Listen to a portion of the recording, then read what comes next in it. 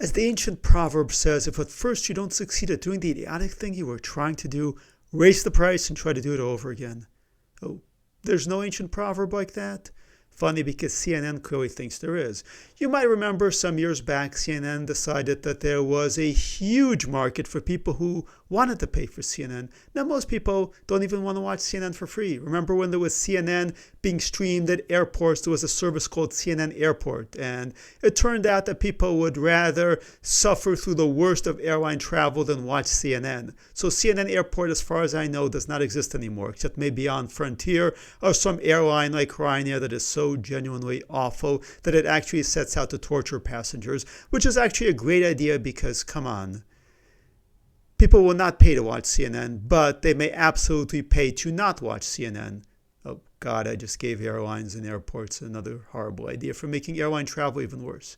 Anyway, CNN tried to launch CNN Plus, which was a paid streaming service, according to then CNN President Jeff Zucker, for CNN superfans, news junkies, and fans of quality nonfiction programming. You may be shocked to realize this, but there were no CNN superfans.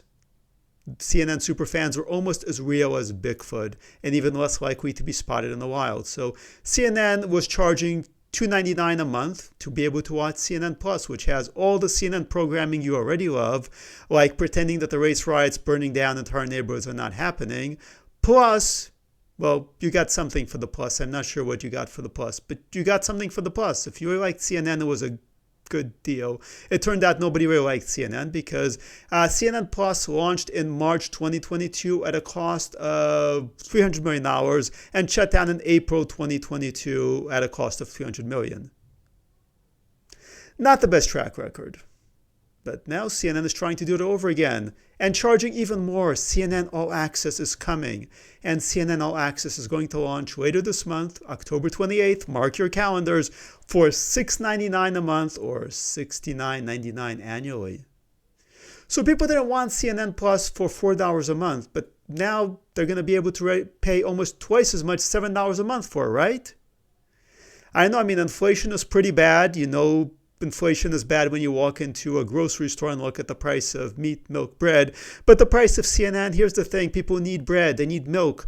They need meat. Except for the vegans. They don't need CNN. Now, the thing is, people are not watching CNN for free. It fell to 8th place from 6th in viewers. It fell from number 13 to number 29 in the demo, which is young people. It fell to 6th place from 4th place during the total day viewers. It dropped down one spot to the number 9. The point is, people are not watching CNN for free. Why in the world does CNN think they're going to want to watch CNN for $70 a month? But the good news is, if you subscribe now, you can lock in that $70 a year offer. And then, when CNN All Access shuts down a month from now, well, you'll have a story to tell your friends and family. Remember the peace deal that was going to transform the Middle East? Exciting news. Of course, a basic premise of the peace deal was that there's going to be peace. And the problem with the various peace deals in the Middle East is that, as a certain book says, peace, peace, but no peace. They cry peace, but as it turns out, there's never any actual peace. Jimmy Carter promised us peace about 48 years ago. Then Bush 1 promised peace in the Middle East. And then, before that, Reagan had a peace plan for the Middle East that was going to create a Palestinian state. And then Bill Clinton actually went ahead and took the quasi-Reagan, quasi-Bush plan and announced that there was now peace in the Middle East. There was going to be a Palestinian state. And then George W. Bush II came in, and again, there was going to be peace, and instead Hamas took over Gaza. And of course, there was also going to be democracy, which is how Hamas took over Gaza in the first place. And then there was Obama, and there was the new Middle East, and of course, there was going to be peace. Instead, of course, there was a war with Hamas, followed by a ceasefire. And now, 8 administrations in, we've got no peace. We've got yet another peace deal that has not actually brought peace. And as it turns out, the more you look at the details of the peace deal, the less peace there actually is. So a fellow named Bashar al-Baba, I'm hoping I'm pronouncing that correctly, the Palestinian advisor to Witkoff, a guy who had been a Democrat as far as anybody knew until October 7th, when he suddenly decided he was going to form Arab Americans for Trump. Then he decided he didn't like Trump, and he formed Arab Americans for Peace. Anyway, Witkoff brought in Baba, as a mediator. Baba had been a guy with some experience in the matter because he seemed to be linked to the PLO and was an advisor to Yasser Arafat, which is a great recommendation. So Baba has been doing his own media tour, and he had some thoughts on the premise that Hamas is going to disarm, and this is what he said. Does disarmament mean only handing over heavy weapons? Maybe. Does it mean not developing or smuggling weapons in the future? Does it allow individuals to retain arms for self-defense? Question mark. The American interpretation, according to Baba, serving as an advisor to Witkoff and is potentially in the know, says that if Hamas handed over its heavy weapons to an Arab-Palestinian side and promised not to develop new ones, it would be considered disarmed. Now, that basically means that 90% of Hamas's arsenal would be in their keeping, because what is heavy weapons exactly? Well, it's a matter of interpretation, and one can interpret that in many ways. There's no formal definition, but I'm pretty sure that their definition is going to be that Hamas can keep all of its so-called small arms. It may have to hand over its RPGs potentially, possibly its missiles. Maybe, which basically means that Hamas retains the vast majority of its armament, and the stuff it's handing over, well, the Israelis already destroyed that, so for the most part, there's not that much to hand over anyway. Furthermore, who is it actually handing it over? As Baba points out, if Hamas handed over its heavy weapons to an Arab-Palestinian side and promised not to develop or smuggle new ones.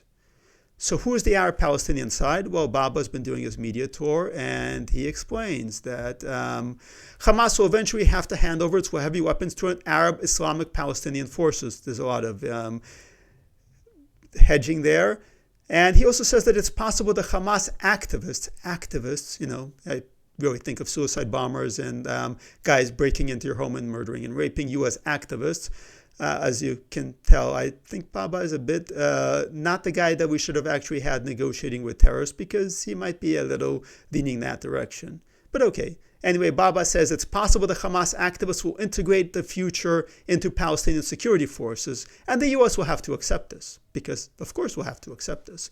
So what that really means is that the Hamas activists will turn over their heavy weapons to the Palestinian security forces, who are also Hamas.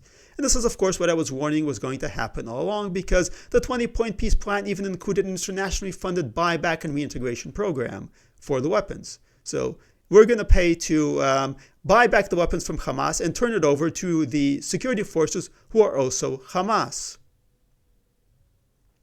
What could go wrong with that? Over my dead body. That's what Alex Soros, the son of George Soros, who inherited the Soros evil empire, said about any kinds of attempts to shut down or limit the activities of the Soros network, or otherwise known as the Open Society Foundations. Now, what was Alex Soros talking about? The thing is that the Justice Department has sent signals that it may actually start investigating some of the funding of Antifa, radical leftist groups, including those nice folks who are vandalizing museums and pulling down statues and throwing tomato soup at the Constitution. And they're actually worried. The MacArthur and McKnight Foundation presidents actually wrote a letter warning that all the foundations have to dust off their crisis plans and put their legal teams on speed dial. Is there actually even a speed dial anymore? Never mind that. The thing is that they're worried. They're worried enough that these Soros people, the Rockefeller people, the MacArthur people, the McKnight people, and all the other wonderful organizations are forming into something called the Unite in Advance Coalition. Unite in Advance. That's kind of interesting because, I understand uniting in advance. Uniting in advance against what? Against investigations. What are they worried about? Why do they think they're about to be investigated? Well, it turns out that a whole bunch of these organizations have been funding protests, riots, or they've been funding the groups that have been funding the protests and the riots. And there's two problems with that. It's illegal, and two, it's a violation in many cases of their nonprofit status. Now, back in the day, I've actually spent years and years assembling examples of abuses by nonprofits. Abuses of not only the law, but of their nonprofit status, because 501c3s are not allowed to engage in this kind of activity. They're not even allowed to engage in legal protest activity. And the 501c4s have limitations on what they can and cannot do. Nonetheless, of course, they're already playing the victim in advance. Unite in Advance already playing victims in advance and claiming that the Trump administration is threatening the right to give. the right to give.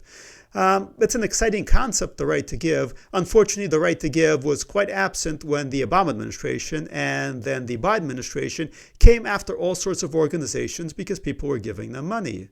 And some of these same organizations were also funding groups like the Southern Poverty Law Center, whose whole raison d'etre, whose whole mission was going after groups, including my own group, the David Horowitz Freedom Center, preventing people from giving us money. So they believe in the right to give, but they don't really believe in the right to give. As usual, much like with free speech and free everything, they believe in the right for themselves. They don't believe the right for anybody else. But now, of course, they're wrapping themselves up in the flag. No kings! They're wrapping themselves in the Constitution. This is a violation of our First Amendment rights. Yeah, you know what was a violation of the First Amendment? Disinformation regulation, various efforts to go ahead and censor, deplatform, and ban people because they were engaging in speech that they did not like, which was pretty much any speech they politically disagreed with. Now, we've got about 200 groups so far signing on to the Unite in Advance because, they're worried. And we've had about 700 groups signing on to an earlier letter. Again, First Amendment, right to give, don't investigate us. And some of the organizations involved included groups like the Ben & Jerry Foundation, whose key figure was a fan of Hezbollah. So despite their claim that this is a threat to the First Amendment and that they're engaged in nonviolence, well, no, they're not. If you look at BLM funders like the W.O. Kellogg Foundation or the Ford Foundation, well, they funded groups that engage in a whole lot of violence. Violence that actually caused billions and billions of dollars in damage, that took people's lives, that destroyed entire communities. That's not exactly nonviolent. Neither, by the way, is Hezbollah. So these people are claiming that they have a right to give and complaining that they are being investigated. Why are they worried about being investigated? Because they know they have a whole lot to hide.